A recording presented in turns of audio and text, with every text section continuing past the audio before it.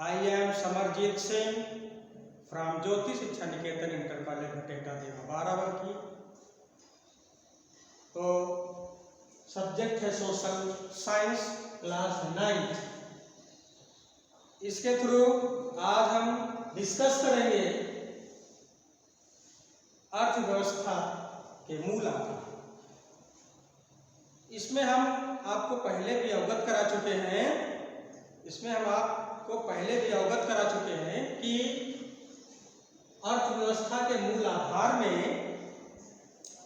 की बात आती है उत्पादन की।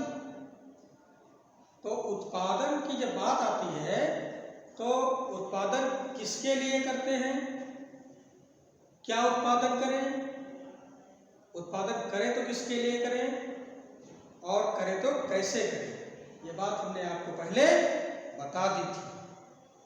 आज ध्यान दीजिएगा, उसी से रिलेटिव आगे हम बढ़ते हैं आज।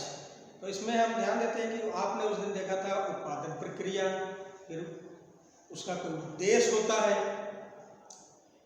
भाई कोई कार्य किया जाता है तो उसका कोई उद्देश्य होता है। किसी समाज में उत्पादन केवल उत्पादन के लिए ही नहीं किया जाता है, बल्कि उत्पादन का उद्देश्य मनुष्य की उन भौतिक आवश्यकताओं को संतुष्ट करना होता है जिसमें समाज की वर्तमान या भविष्य की आवश्यकताएं जुड़ी हुई होती है। ठीक है, अब बात आती है अर्थव्यवस्था के मूल आधार के प्रति आर्थिक क्रिया।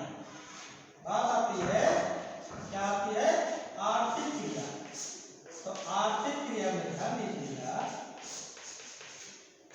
आर्थिक क्रिया में क्या होता है कि आर्थिक क्रिया में सबसे पहले बात आती है कि जो क्रिया आत्मसंतोष के लिए की जाती है, जो क्रिया आत्मसंतोष के लिए की जाती है, इसमें जो जिसका संबंध धन कमाने से होता है, जिसका संबंध किससे होता है? धन अर्जित करने से होता है, धन कमाने से होता है। जैसे कोई खिलाड़ी क्रिकेट मैच खेलता है तो वो एक प्रकार से धन अर्जित करने के लिए, धन कमाने के लिए कार्य करता है, तो वो आर्थिक क्रिया कहलाती है। दूसरी बात आती है गैर आर्थिक क्रिया। क्या होती है?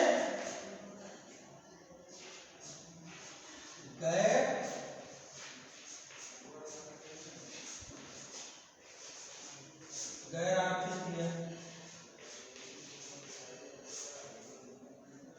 तो गैर आर्थिक क्रिया में क्या होता है?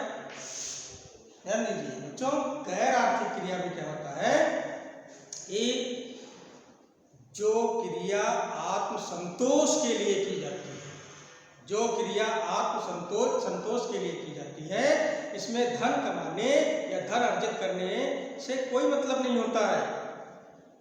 यह गैर आर्थिक क्रिया कहलाती है। इस क्रिया में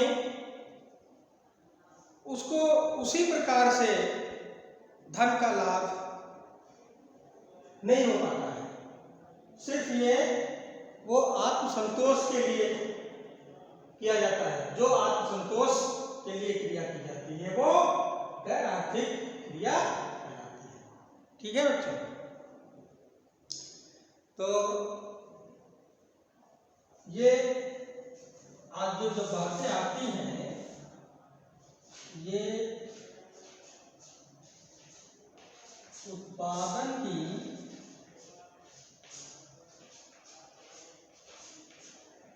मूल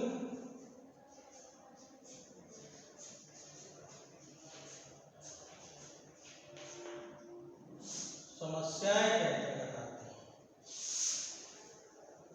उत्पादन की मूल समस्याओं के अंतर्गत ये आर्थिक क्रिया और गैर आर्थिक क्रिया आती है। तो इसमें चाहे लिख लीजिए, आर्थिक क्रिया का मतलब उन क्रियाओं से होता है। ठीक है, लिख सकते हैं आप।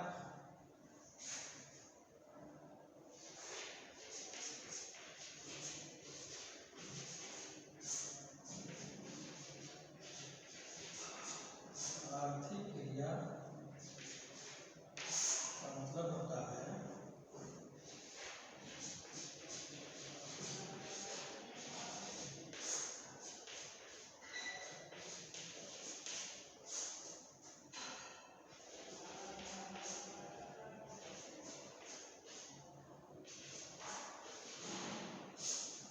आर्थिक क्रिया का मतलब उन क्रियाओं से होता है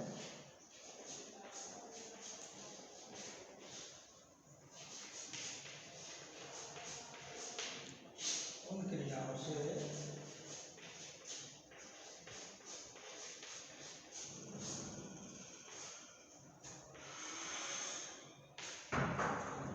होता है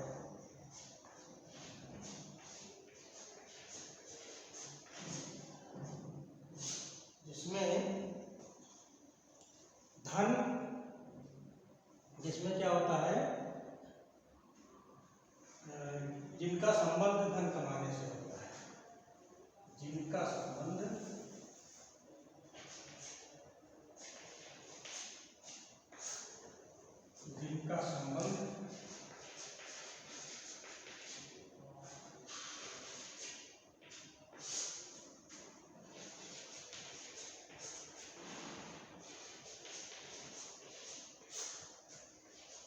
धन कमाने से होता है।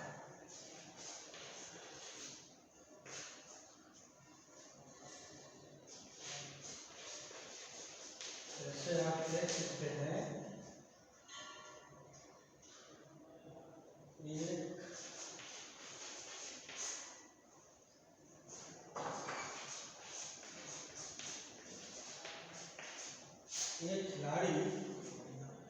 एक खिलाड़ी जो होता है क्रिकेट मैच खेलता है, एक खिलाड़ी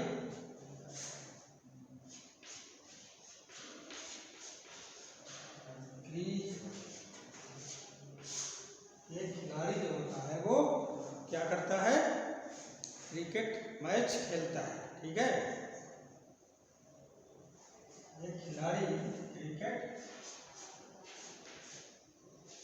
मैच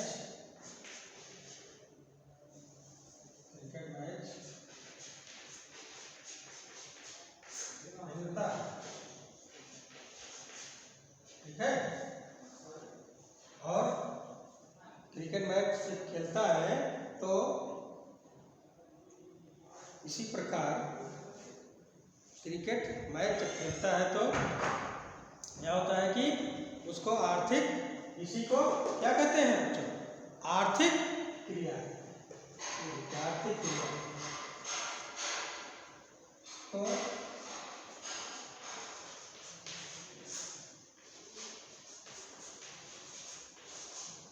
आर्थिक क्रिया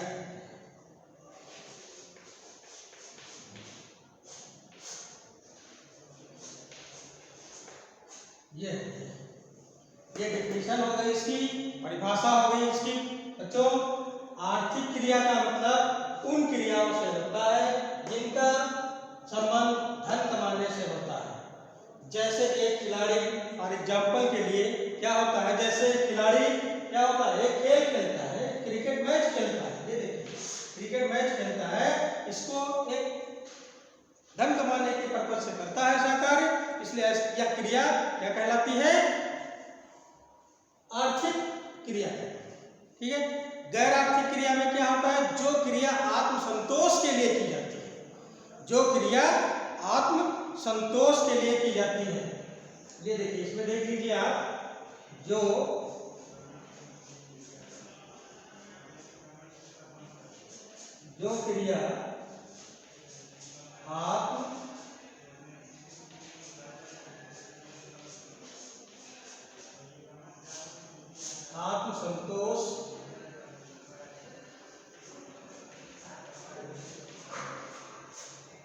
क्रिया आत्म संतोष के लिए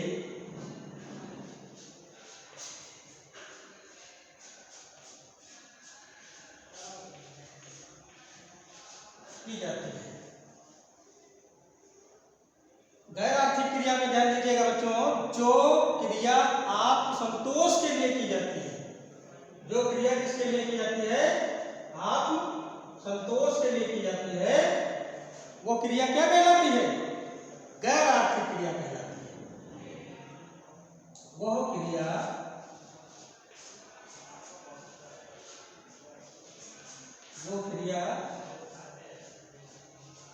गैर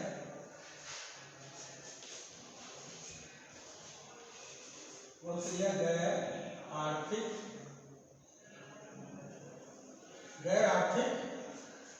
क्रिया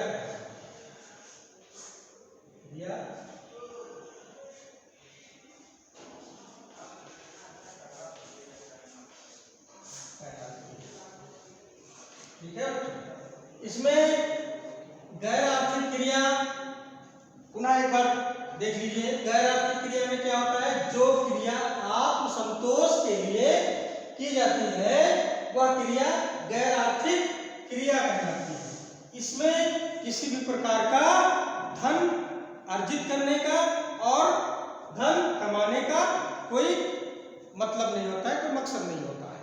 ठीक है। प्रत्येक व्यक्ति के सामने अनेक आर्थिक समस्याएं आती हैं। उत्पादन की कुछ मूल समस्याओं के अंतर्गत ये चीजें आती हैं। उत्पादन की मूल समस्याओं के अंतर्गत ये क्रियाएं आती हैं। जैसे कि कहते हैं कि इन क्रियाओं से जो है प्रत्येक व्यक्ति के सामने अनेक प्रकार की कुछ समस्याएं आती हैं, क्रियाएं आती हैं। इन्हीं समस्याओं का हल निकालना प्रत्येक अर्थव्यवस्था का कार्य होता है। ध्यान दीजिएगा, इन्हीं समस्याओं का हल निकालना प्रत्येक अर्थव्यवस्था का कार्य होता है। समस्या के समाधान के लिए कीमत यंत्र और नियोजन का सहारा लिया जाता है। कीमत यंत्र और नियोजन का सहारा लिया जाता है। तो एक पूंजीवादी अर्थव्यवस्था अपनी मूलभूत आवश्यकताओं के हल के लिए जो मांग और पूर्ति के लिए किया जाता है, जो एक मांग और पूर्ति के लिए किया जाता है, मूलभूत समस्याओं के हल के लिए मांग और पूर्ति के लिए किया जाता है। देखिए, अब बात आगे आएगी कि मांग क्या होती है और पूर्ति क्या होती है। इस चीज को ध्यान से समझना। मांग और पूर्ति, नेक्स्ट टाइम इसके बारे में हम चर्चा करेंगे। मांग और पूर्ति क्या होती है। मांग और पूर्ति की जो बाजार शक्तियां की जो क्रियाशीलता होती है उस पर निर्भर करती है।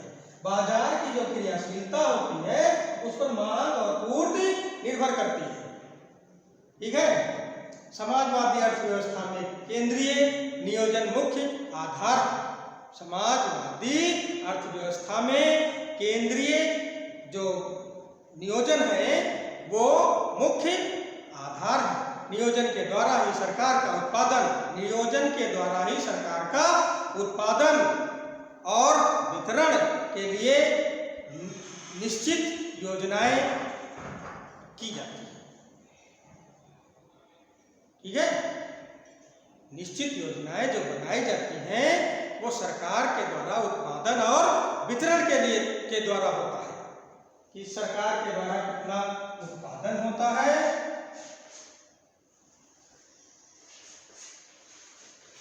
और कितना वितरण किया जाता है। ठीक है। उत्पादन और वितरण, ये बात आती है कि जो उत्पादन की मूल समस्याएं होती हैं। अब मांग और पूर्ति में जो ये समस्या बनी हुई है कि मांग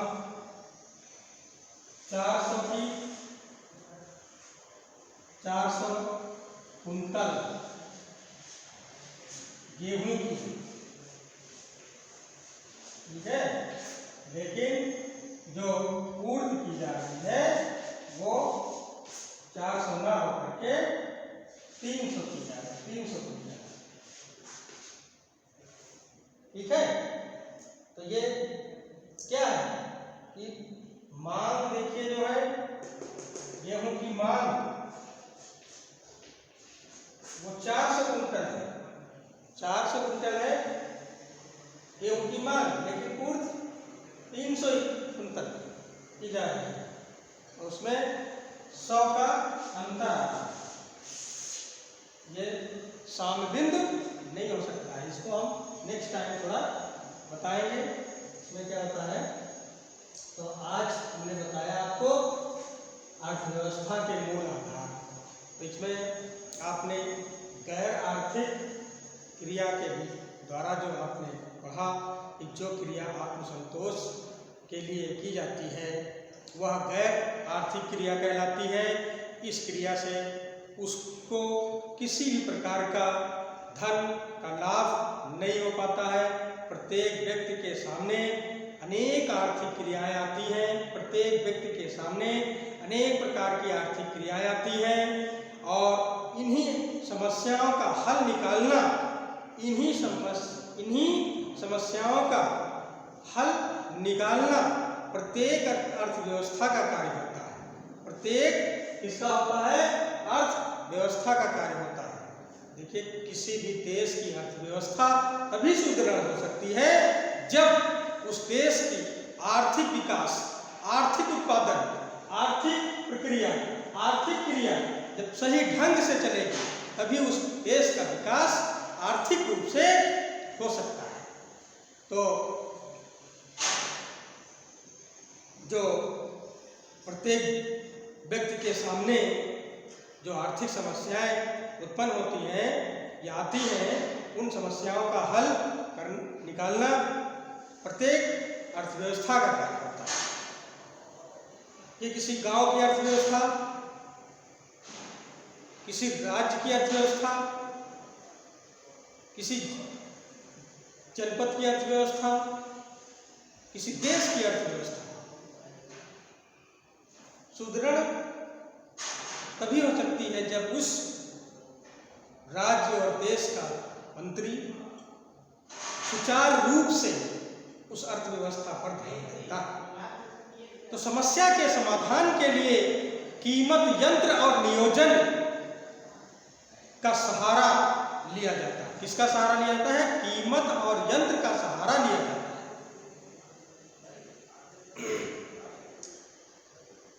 एक पूंजीवादी अर्थव्यवस्था अपनी मूलभूत जो समस्याओं के हल के लिए मांग और पूर्ति की जो बाजार की शक्तियां की क्रियाशीलता पर निर्भर करती है और समाजवादी अर्थव्यवस्था में केंद्रीय नियोजन मुख्य आधार होते हैं। जो आधार मेन बेस जो होते हैं वो केंद्रीय नियोजन के मुख्य बेस होते हैं। नियोजन के द्वारा ही सरकार का या सरकार द्वारा जो उत्पादन और वितरण के लिए निश्चित योजनाएं संभव होती हैं वो किसके द्वारा होती हैं? ये जो योजनाएं बनाई जाती हैं वो उत्पादन और वितरण के तौर पर किसके द्वारा बनाई जाती हैं? एक निश्चित योजनाएं जो बनाई जाती हैं वो एक सरकार के द्वारा बनाई जाती है। सरकार के द्वारा उत्पादन और वितरण की एक निश्चित योजनाएं बनाई जाती है। प्रत्येक देश अपने नागरिकों को उन आवश्यकताओं की पूर्ति नहीं कर सकता। अगर देखा जाए, बच्चों ध्यान दीजिएगा, अगर देखा जाए अर्थव्यवस्था के मूल आधार में प्रत्येक देश अपने नागरिकों को सभी आवश्यकताओं की पूर्ति नहीं कर सकता, क्योंकि देश के पास साधन सीमित हैं। देश के पास साधन सीमित हैं। क्या सीमित है? साधन सीमित हैं। लेकिन प्रत्येक देश के पास साधन सीमित हैं, परंतु जो समाज की आवश्यकताएं हैं वो क्या है? असीमित है। देखिए, साधन क्या है? सीमित है। ठीक है, प्रत्येक देश के पास जो साधन है वो सीमित है और जो समाज की जो क्या होती है, समाज की जो पूर्ति होती है या आवश्यकताएं होती हैं, ये देखिए शब्द है आवश्यकताएं।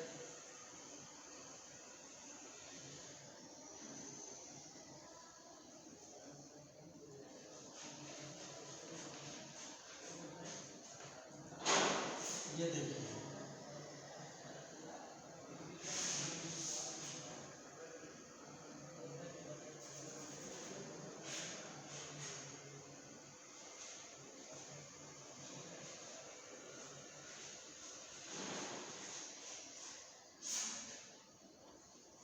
प्रत्येक देश के पास जो साधन है वो सीमित है और जो आवश्यकताएं हैं वो असीमित है। ठीक है, साधन सीमित है और आवश्यकताएं जो है वो असीमित है। तो इसमें जो एक साधन एवं आवश्यकता में यही अंतर होने के कारण ये सुस्पष्टता नहीं हो पाती है। ये मतलब जो है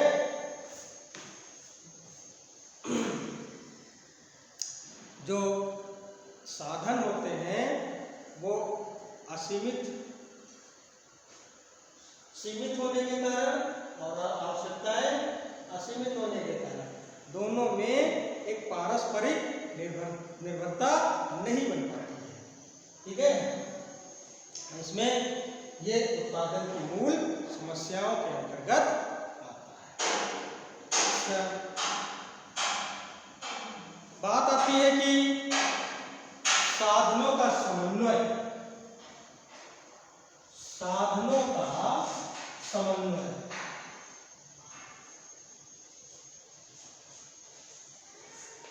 साधनों का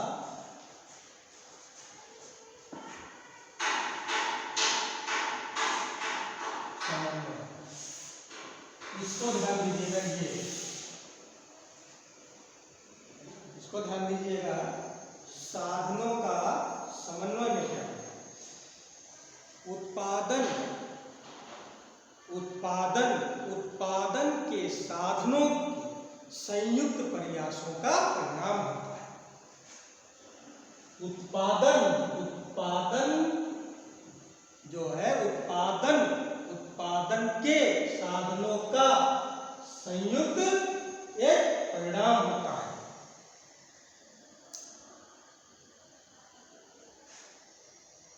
तो प्रयास किए गए साधनों के द्वारा जो प्रयुक्त साधन होते हैं वो जो प्रयास किए गए द्वारा संयुक्त साधन बनाए जाते हैं उत्पादन करके, उनका एक रिजल्ट होता है, परिणाम होता है। अर्थात हम इसको दूसरे शब्दों में कह सकते हैं, ध्यान दीजिएगा कि उत्पादन को उत्पादन क्रिया के लिए विभिन्न उपादानों की आवश्यकता पड़ती है। किसकी पड़ती है?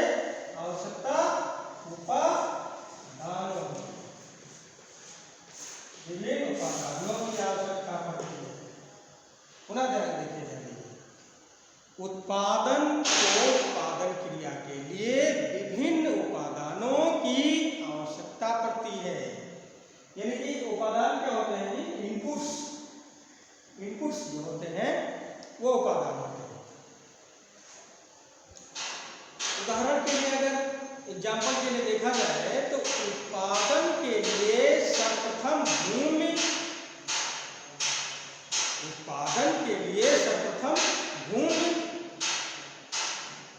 चाहिए। अब भूमि के साथ साथ पूंजी चाहिए, और पूंजी के साथ साथ हल, ट्रैक्टर, मशीनें, औजार, ये सब क्रय किए जा सके, खरीदे जा सके। ठीक है, और इन आवश्यकता की पूर्ति के लिए इन चीजों की आवश्यकता पड़ती है। और इन कार्यों को करने के लिए सबसे बड़ी चीज होती है जिसकी जरूरत पड़ती है श्रमिक की। इसकी आवश्यकता पड़ती है श्रमिक की।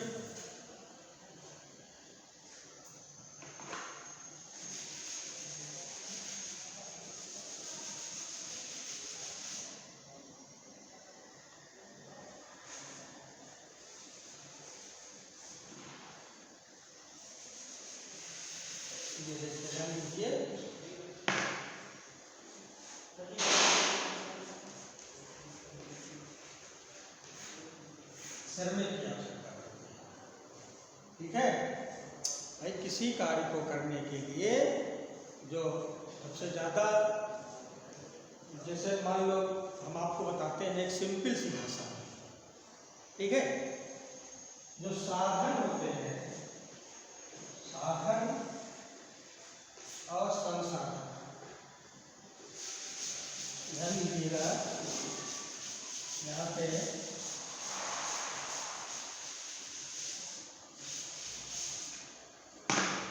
बहुत अच्छी बात है, साधन और संसाधन।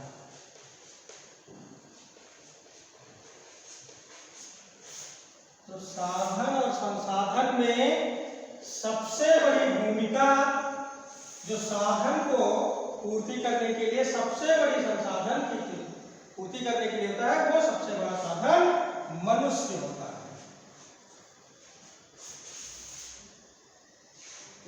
जो आपको मिली हुई चीजें होती हैं, प्रकृति द्वारा निःशुल्क प्राप्त की हुई होती हैं, उन संसाधनों को साधन के रूप में प्रयुक्त करने वाला सबसे बड़ा संसाधन मनुष्य होता है। It's okay, that's all.